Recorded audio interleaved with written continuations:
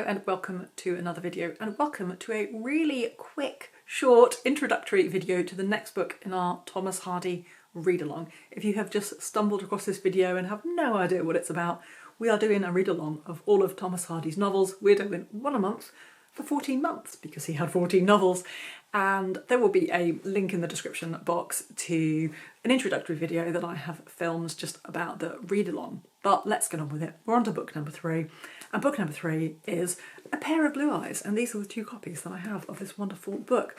So this is Thomas Hardy's third novel, and it was the first of his novels to be serialised, which I think is an indication that he's becoming, if not necessarily a best-selling author, but certainly an author that publishers can trust to tell a good story. So it was, I think the serialisation started towards the end of 1872, but it was published as a novel in 1873 for the first time. And it was also the first of Hardy's novels to be published under his own name rather than anonymously like the previous two.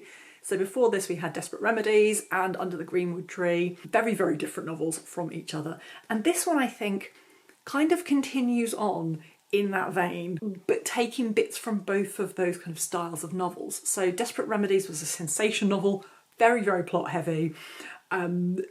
Characters I think that were interesting, but probably not really as kind of deeply fleshed out as a lot of Hardy characters are, and very, very minimal social commentary, still a little bit in there, but very minimal, and very kind of minimal on the landscape that Hardy is so well known for. Whereas I think Under the Greenwood Tree, much, much less plot, much more character driven, much more landscape driven.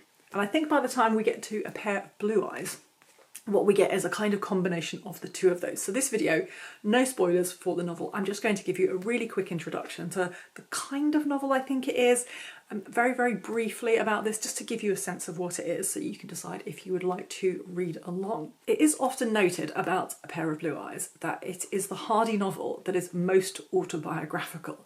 I think certainly the main character, whose name is Elfriede, is based on Hardy's first wife, Emma. And apparently lots of the rest of the plot is also heavily based on Hardy's life. So once again, we have an architect as one of the main characters of the book. Hardy was an architect before he started writing novels, and quite often that's what we have. And we quite often have novels where we have a man who is maybe from a more humble background and maybe he's risen up a little bit, and we have a woman who either is slightly higher class, from a slightly higher class than him, or aspires to be or is on the way up. And we have a young man who kind of thinks that it might be a problem that he's got more humble origins, and that is very much the kind of story that we have here in A Pair of Blue Eyes as well. So I mentioned Elfriede. Elfriede Swancourt is a young woman, but she's very naive as well. She acts a lot younger than she is. She's very sheltered. Her father is a parson and she lives with him, and there's just the two of them, and she does lead a very, very sheltered life, and she's very naive and very, very young. And then we have Stephen Smith, who is the architect, as aforementioned. And again, like, he is a little bit older than her, but he seems also quite naive, quite young, especially when it comes to relationships. I mean, they're all quite inexperienced in love, but he does seem like a little bit more sensible than her and a little bit more kind of world-wise. But I guess he's, moved away to the big city. He's, come from London. And he arrives to kind of do some kind of repair work or rebuilding of the church that her father is the parson of. And so they're both kind of quite young, quite naive. And then, of course, because there is a love triangle, we have a third person, and that is Henry Knight. Now, he is someone that Stephen knows, sort of. They've never met, but they know each other. All will become clear if you read the story. Now, he is older and a bit more mature. He is still quite inexperienced in love, though. So we've got three people who are just, they really don't know what they're doing. And there is a love triangle. And that is essentially the plot of this novel. And I would say the kind of novel that you're looking for, if you liked Desperate Remedies, there's a bit of that in here. It's not as overly sensational as Desperate Remedies. There are still plot points which do seem to be there for the drama rather than actually connecting to anything that's going on or the characters. So there is a little bit of that, which I think a lot of people found with Desperate Remedies. But there is a lot of the descriptions of landscape, the descriptions of place, there's lots of social commentary. certainly towards the end of the novel, but actually throughout the whole thing. So I think we're getting the combination of these two different parts of Hardy, and he's really kind of, I think by this point, working out how to kind of put them together. Anyway, I'm trying not to do a review, this is just an introduction.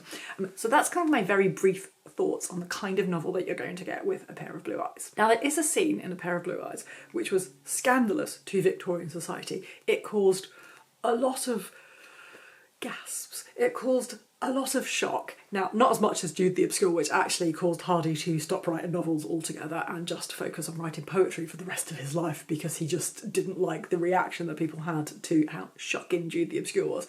And not quite as shocking as Tess of the D'Urbervilles as well, which I think was kind of leading up to the shock of Jude the Obscure. But there is still a scene, and I won't tell you what it is because it's so tame to modern eyes that you might not even notice it. So when you read it, let me know if you spot it. But there is a scene in here which caused a lot of shock, a lot of uncomfortableness, shall we say, amongst people. So see if you spot it, let me know if you spot it. So there is a great audiobook of this which I would recommend, which is narrated by Anna Bentinck, I think is her name.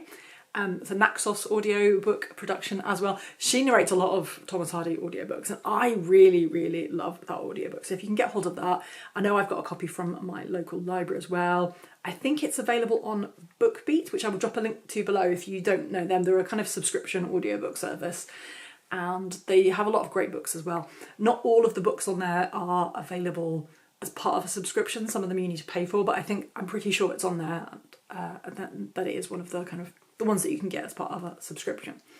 So I'll drop a link in the description box below. But if you can get hold of that, it's a really, really great audiobook. As far as I'm aware, there are no TV adaptations.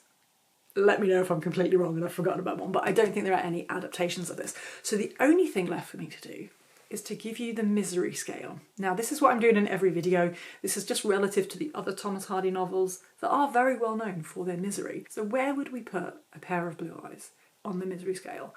Now, I am just basing this on my memory of what I thought of the novel. I've read it 2 times previously, and I think for most of the novel you might think it's maybe a 0.5. So we've so far had 1 0.5 and 1 0 for the misery scale.